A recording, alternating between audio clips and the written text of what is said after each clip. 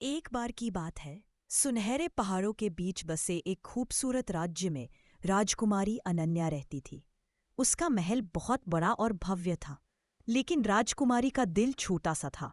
छोटा इसलिए नहीं कि वह दयालु नहीं थी, बल्कि इसलिए कि वह हमेशा महल की ऊंची दीवारों के अंदर ही रहती थी। राजकुमारी अनन्या के पास सब कुछ था।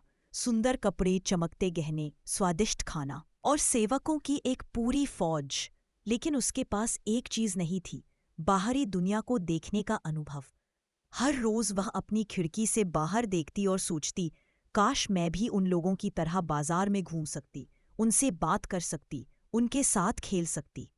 लेकिन जब भी वह अपने पिता राजा साहब से बाहर जाने की बात करती, तो वे कहते, बेटी तुम राजकुमारी हो, लोग तुम्हें देखकर परेशान हो जाएंगे या फिर तुम्हारा मजाक उड़ाएंगे। एक चतुर योजना बनाई।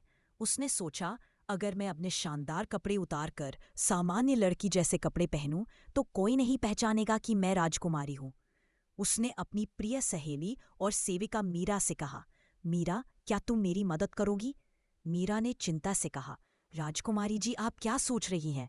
मैं बाहर जाना चाहती हूँ मीरा, बस एक दिन के लिए। मैं सामान्य लड़की बनकर जाऊंगी।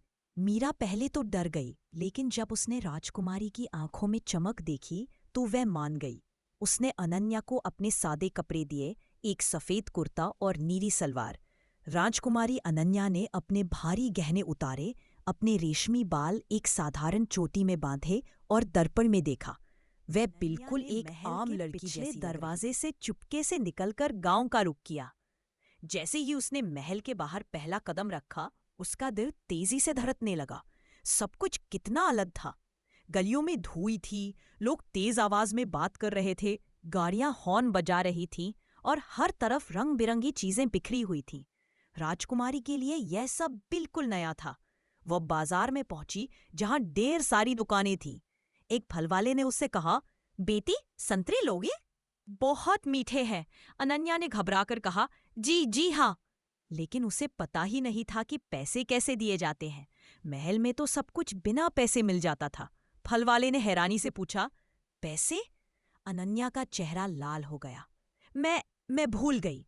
तभी एक छोटी लड़की रिया वहां आई और बोली, अंकल मैं इसके संतरे का पैसा दे देती हूँ। उसने अपनी छोटी सी पुड़िया से पैसे निकाले। धन्यवाद, तुमने मेरी मदद क्यों की? रिया ने मुस्कुराकर कहा, क्योंकि दोस्त एक दूसरे की मदद करते हैं। तुम नई लगती हो यहाँ। हाँ, मैं दूसरे शहर से आई हूँ। अनन्या ने झूठ बोला, लेकिन उसे बुरा लगा।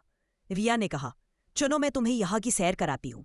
पूरा दिन रिया ने अनन्या को सब कुछ सिखाया, कैसे बस में चढ़ते हैं, कैसे दुकानदार से मोल भाव करते हैं, कैसे गली के कुत्ते से डरना नहीं चाहिए और कैसे छोटे बच्चों के साथ खेलते हैं। अनन्या को हर चीज में मजा आ रहा था। जब एक छोटा बच्चा रोने लगा तो अनन्या ने उसे प्यार से चुप कराया। जब एक बुजुर्ग औरत का सामान गिर गया तो उसने तुरंत एहसास हुआ कि उसे महल वापस जाना चाहिए। जब वह रिया से विदा लेने लगी तो रिया ने कहा, तुम बहुत अच्छी हो। तुमने आज हम सबकी इतनी मदद की।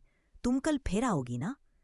अनन्या का दिल भर आया। उसने सोचा, मैं डर रही थी कि लोग मेरा मजाक उड़ाएंगे, लेकिन यहाँ तो सभी ने मुझे प्यार दिया। उसने रिया से कहा, रिया मैं तुमसे सच कहना चाहती हूँ, मैं राजकुमारी अनन्या हूँ। रिया पहले तो हैरान हुई, फिर हंसकर बोली, तो क्या हुआ? तुम फिर भी मेरी दोस्त हो ना?